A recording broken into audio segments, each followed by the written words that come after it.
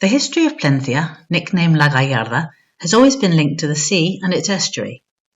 The town was founded by Don Diego López de Haro in 1299 with the name of de Plentzia de Butron, with the objective of promoting trade and managing the many mills in its estuary, away from the control of the feudal lords. The right to kill whales of the water that runs from Baquio to Portugalete appears in its charter. A sailing ship and 2 swords are on its shield for Plezentia's contribution to the squadrons of the lordships of Vizcaya. Its shipyards were notable. They began to function around the 13th century and reached their maximum splendour in the 18th century, when they became the most important in the area, even ahead of those of Bilbao. The last ship, the Magdalena, was built in 1919. From the 16th century, it had its own municipal bylaws that regulated life in the town, as well as its administrative and economic affairs. The Brotherhood of San Pedro ran the maritime, fishing and commercial life.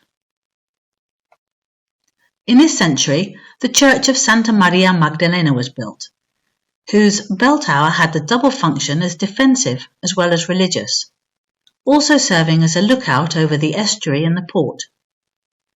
At the same time, a fortified house was built to serve as a corn exchange or warehouse for wheat. It was later used as a town hall, courthouse, prison, library, and currently houses the Plentzia Butron Museum, where the historical exhibits of the town are kept. At that time, the town was walled, and some parts of it still remain today, like the Puerta de Santiago.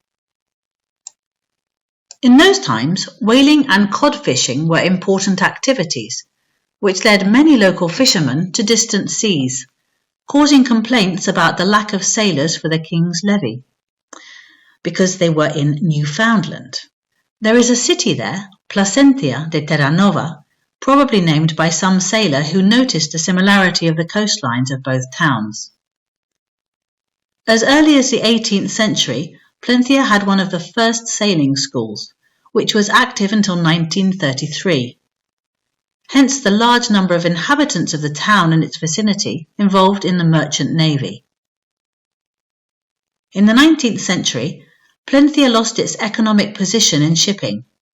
The sandbar prevented large ships from entering the port, and in bad weather, great skill was required to avoid being shipwrecked.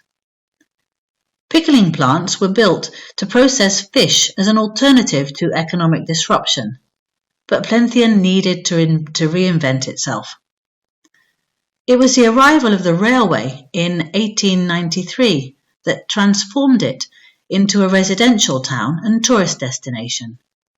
So, once again, Plentzia links its present and its future to the sea and its estuary, offering an ideal environment for leisure activities, sports, tourism, and new economic activities based on research and development.